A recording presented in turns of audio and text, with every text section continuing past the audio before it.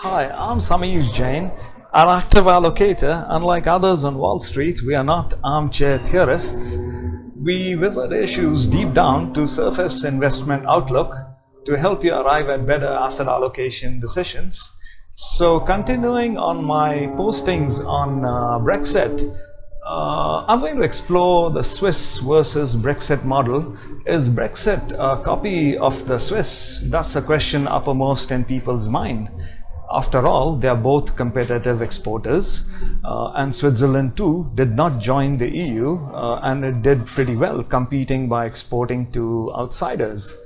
I've learned that Switzerland has over 120 agreements for partial access to the single union, has given them the freedom to negotiate free trade bilateral agreements, and that's something that Trump's been talking about too.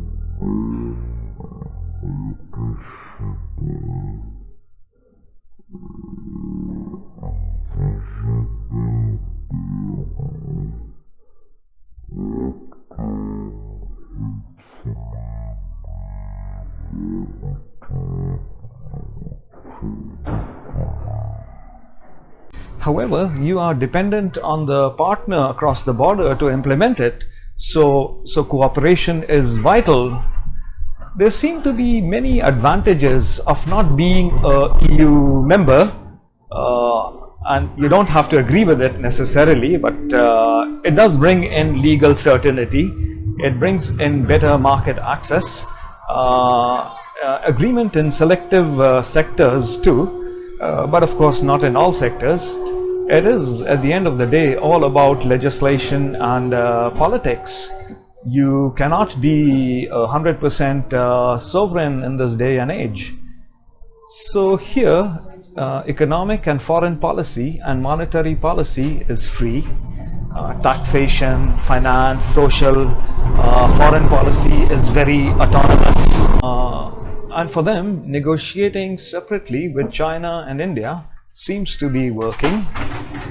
So people are of the view that an a la carte and not necessarily a full menu is nicer. Naturally, there are many disadvantages too, though. You don't have decision-making ability, but they've definitely got a huge role in decision shaping, and the point is subtle. They, of course, do not have full participation in all sectors in the EU, as Switzerland is not a EU member. So they have some unsatisfied market demand, and some aspect of export is restricted. But the sentiment here seems to be to not question fundamental EU principles, but rather to focus on flexibility on implementing EU principles, to be content in having a role in good decision shaping, not necessarily decision making. I thought this might be a good model to learn from for the UK.